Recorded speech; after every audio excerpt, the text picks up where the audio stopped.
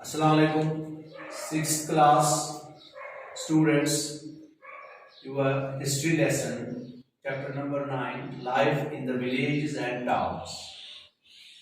हम आज फिर से जानने की कोशिश करेंगे कि जो एंशिएंट इंडियन हिस्ट्री में life in the villages and towns जो लोग रहते थे उनका क्या लाइफ स्टाइल था, वो कैसे ज़िंदगी बसर करते थे और वो कौन कौन से ऐसे टाउन्स वहाँ उस वक्त थे, मशहूर थे, फेमस थे, जहाँ कारोबार वगैरह हुआ करता था।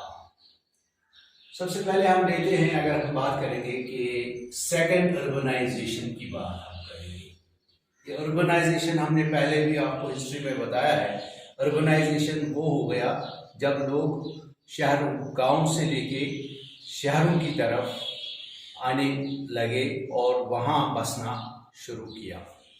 और अब इस सेकंड अर्बनाइजेशन अगर आपको जानने की ज़रूरत है वो ये सेकंड अर्बनाइजेशन कहाँ स्टार्ट हुई या किस पीरियड से स्टार्ट हुई हिस्ट्री में, ये एंशिएंट हिस्ट्री में।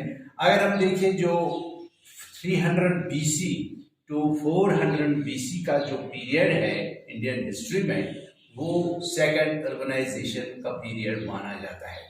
यानी आपने उस दौर में मौर्यन अंपायर का भी जिक्र सुना होगा और इस तरह से ये अर्बनाइजेशन जो हुआ हिंदुस्तान में होता था, उसका क्या डेवलपमेंट था, उसकी क्या पोजीशन थी, वो हम आज जानने की कोशिश करेंगे और उसमें वाकफियत हासिल करेंगे।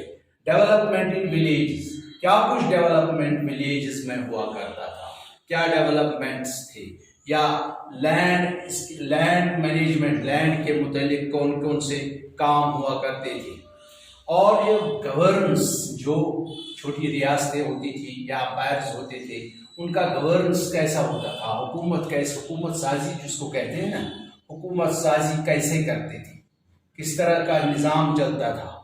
और अर्बन डेवलपमेंट, और जो डेवलपमेंट था, शहरियत डेवलपमेंट था, वो कैसा था, जो हो रहा था, यानी प्रोग्रेस जो था अर्बन डेवलपमेंट में, वो क्या क्या था। उसमें हम पहले अगर हम जिक्र करेंगे, उसमें कुछ हम लेंगे capital towns and religious towns सबसे पहले, एंड ट्रेडिंग सेंटर्स। अगर हम कैपिटल टाउन्स की बात करेंगे, इसमें हम देखते हैं, पहले हम बात करेंगे विलेजेस की। Let us see the villages. जैसे हमने बताया था development in villages. Development in villages में क्या हो गया, लाइफ जिंदगी तो बसर करते ही थे, लेकिन एक डिस्कवरी हो गया आयरन का उसी जमाने में। इसी जो पीरियड हमने बताया 300 BC से 400 BC तक, आयरन का जमाना, आयरन का वजूद में आना, इस मेटल का। और इससे क्या हो गया, प्रोग्रेस इन एग्रीकल्चर। एग्रीकल्चर में जो प्रोग्रेस था वो बहुत अच्छा हुआ, क्रॉप अच्छा हुआ और टूल्स बनने लगे, नए जदीद टूल्स बनने लगे जो आयरन के थे, और उससे काश्तकारी में बहुत इजाफा हुआ। इस तरह से उनकी ज़िंदगी अच्छी रही और डेवलपमेंट बहुत विलेज में हो गया। इस तरह से हम देखते हैं विलेज एडमिनिस्ट्रेशन की। अगर हम बात करेंगे विलेज एडमिनिस्ट्रेशन में क्या कुछ था, सबसे पहले हम लेते हैं कि जो बड़े ज़मींदार होते थे, जिनके पास ज़मीन हुआ करती थी, उनको विला लॉर्ड कहते थे। विला लॉर्ड यानी बिग लैंड लॉर्ड्स। यानी आज के दौर में अगर हम कहेंगे तो ये बिग लैंड लॉर्ड्स हुए, यानी जिनके पास बहुत ज़मीनें थी। उज़हार ये वो हो गए थे, ये टर्म वो है स्मॉल, जिनके पास कम ज़मीन हुआ करता था। अच्छा, ज़मींदार जो आज का टर्म है, जो मुगलों के दौर में आई ज़मींदार टर्म, यानी जिसको आज हम ज़मींदार्स भी कहते हैं, पीजेंट्स भी कहते हैं और लैंडलॉर्ड्स भी कहते हैं, इनको गृहपति कहते थे। ये बड़ा ज़मींदार होता था, गृहपति। और जिसके पास ज़मीन नहीं थी, जिसके पास ज़मीन नहीं हुआ करती थी, यानी दासा माकारा, उनको दासा माकारा संस्कृत टर्म है, उनको ऐसे नाम से उस वक्त पुकारते थे, यानी उसका टर्म दासा माकारा है। यानी ये वो लोग थे जो सर्वेंट्स थे या स्लेव्स थे, उनके पास बेचारों के पास ज़मीन नहीं था। अगर हमने अब बात की है कि टाउन्स कौन कौन से, ये जो हमने अभी बताया था कि डेवलपमेंट अर्बन टाउन्स, कौन से ऐसे शहर थे, उसमें हम पहले लेते हैं रिलीजियस टाउन में बोध गया,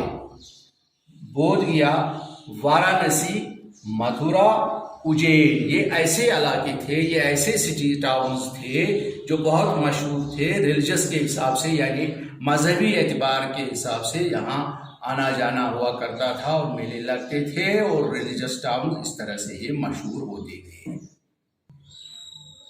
अच्छा, इस तरह से हम बता रहे थे कि टाउन्स के बारे में। अभी हम देखेंगे कि कैपिटल टाउन में, जो कैपिटल टाउन होता है ये मुख्तलिफ बिना पे होता है। कभी जहाँ रूलर्स या एम्परर्स रहते थे, एक तरह से वो भी कैपिटल टाउन हो गया। दूसरा, जहाँ बहुत ट्रेड होता था या जहाँ लोग बहुत आया करते थे ट्रेड की गर्ज से, वो भी कैपिटल टाउन बन गया।